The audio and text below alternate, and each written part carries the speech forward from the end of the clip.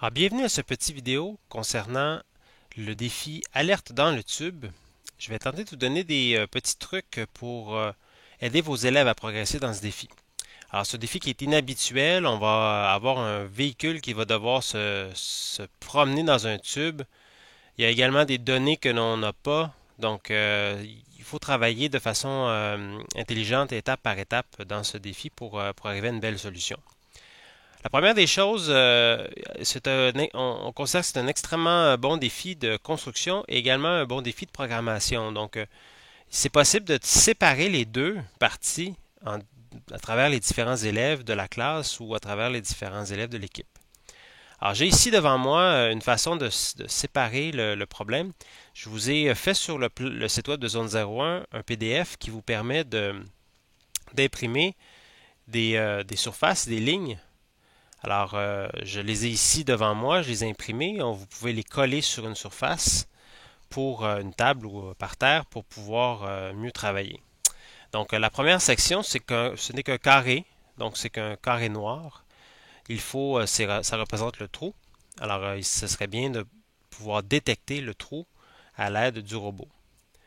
Deuxième section que l'on peut travailler, ce sont les lignes qu'il y a ici. Alors, les lignes vont vous permettre c'est-à-dire ces feuilles vont vous permettre de compter les lignes. Remarquez que j'ai fait des lignes exprès. Elles sont de différentes largeurs ainsi que de différentes épaisseurs et euh, l'espacement plutôt entre chacune de ces lignes est différente. Donc, il y a des élèves qui peuvent travailler sur le fait de compter les lignes. Ensuite, la dernière étape ou une autre étape, ça va être d'utiliser un tube. Donc, on espère que vous allez pouvoir vous procurer un tube. Référez-vous sur les vidéos précédentes puis les documents pour savoir exactement quel tube vous procurer. Mais j'ai ici une section de 3 pieds du tube de 8 pouces pour vous pratiquer. Alors, vous pouvez travailler avec vos élèves de sorte que vos élèves devraient être capables de concevoir un robot qui s'insère dans ce tube. Ensuite, il y a la question le petit, c'est-à-dire de la gaine que les élèves vont devoir, j'essaie de m'y rendre, pardon. Alors, la gaine qui entre dans le tube, comme ceci. Alors, dans une autre vidéo, je vais également mieux vous indiquer comment travailler là, avec cette gaine. Mais les élèves peuvent travailler également sur cette section. Et à la fin de tout, lorsque vous avez un robot qui peut détecter un trou et qui peut compter des lignes et qui peut tirer une gaine, eh bien là, vous pourrez tout intégrer ensemble.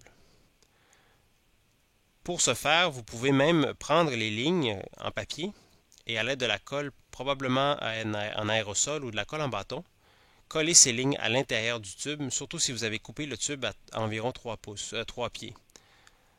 Lors de la compétition, c'est-à-dire la grandeur du tube, vous allez découvrir cette grandeur-là. Donc, c'est très important de considérer ce défi-là comme n'ayant pas de longueur. Le robot doit vraiment avancer dans le tube sans longueur. Vraiment, il s'y référer avec les capteurs.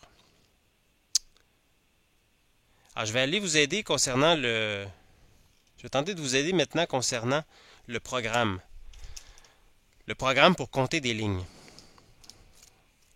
Alors, il y a une chose en particulier qui est très importante à comprendre pour un robot, une ligne. C'est non seulement le passage de blanc vers noir, donc le début de la ligne, mais c'est aussi le passage de noir à blanc. Donc, pour un capteur, pour un robot, une ligne, c'est le passage de blanc à noir et noir à blanc. Ensuite, on pourra compter une ligne. Alors voici comment je procéderai pour le comptage des lignes. Alors la première chose, c'est que je ferai déplacer mon véhicule ou mon robot dans le tube illimité jusqu'à ce qu'il rencontre le début de la ligne. Le début de la ligne va être capté par le capteur de luminosité puisqu'il y aura une ligne noire de détecter. Ce robot-là va continuer sa course donc illimité, jusqu'à ce qu'il détecte la fin de la ligne noire, c'est-à-dire un espace blanc. Alors remarquez bien ici que je clique sur blanc pour la fin de la ligne et que j'avais cliqué sur noir pour le début de la ligne.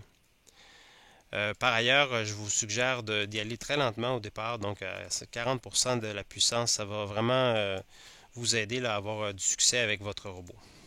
Parfait.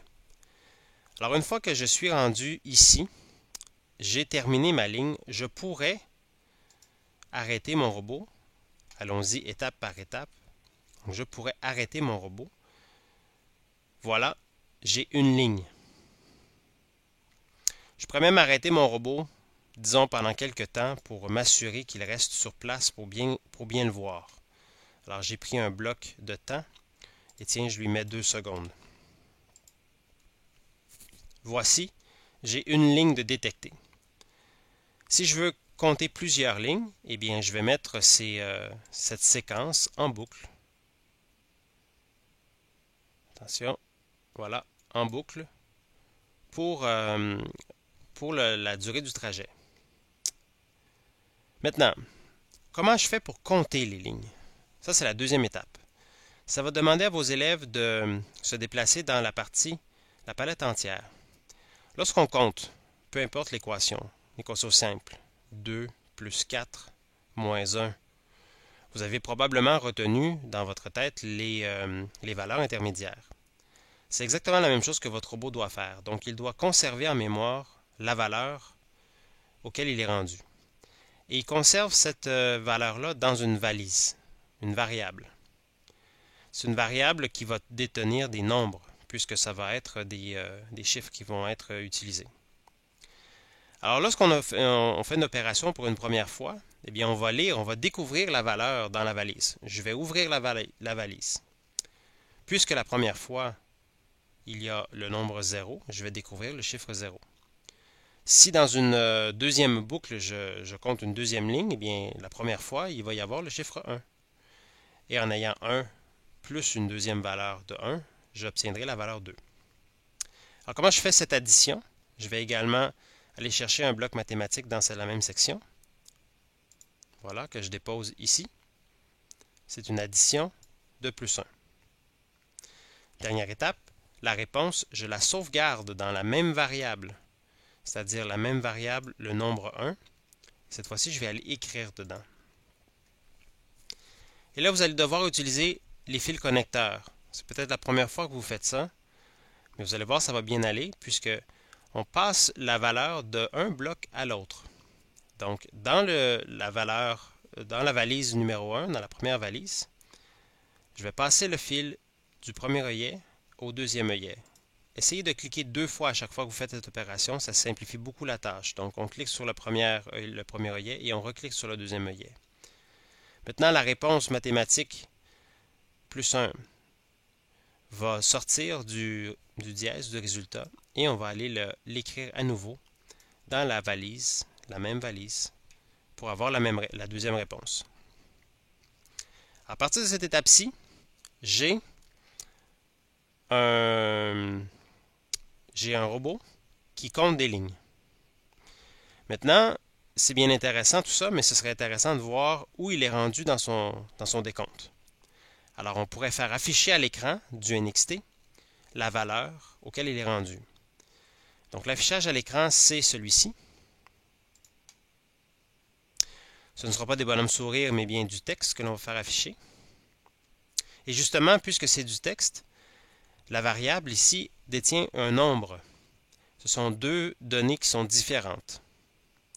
Alors, entre les deux, je vais devoir utiliser un convertisseur. Le convertisseur, c'est comme un traducteur. Il va faire la conversation entre ces deux blocs. Si vous remarquez ici, pour se rendre au bloc de l'affichage à l'écran, j'ai besoin de faire défiler les propriétés. Alors là, vous avez peut-être également déjà accroché ce bouton. Mais là maintenant, c'est le moment d'y aller pour vrai. Alors vous appuyez sur le petit, lorsque vous apportez votre curseur et qu'il se change et qu'il se transforme, vous appuyez dessus et voilà, la liste des propriétés se défile. On va donc passer la donnée du premier bloc au convertisseur, c'est-à-dire de la variable au convertisseur et de texte à texte. Je vais vous recommander de passer la pause que nous avions, la petite pause que nous avions tout à l'heure, de la passer à la fin du programme.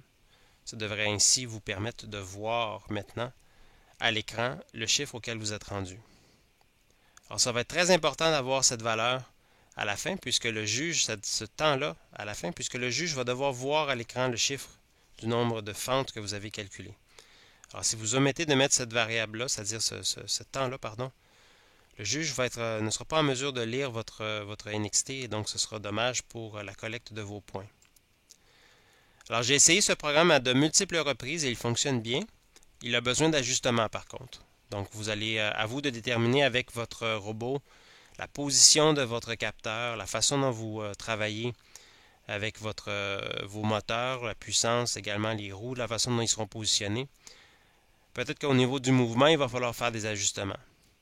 Mais au niveau du décompte et de l'affichage à l'écran, vous devriez avoir une solution presque parfaite ici. Alors, j'espère que ça va vous aider. Et puis, je vous souhaite une bonne programmation du défi Alerte dans le tube.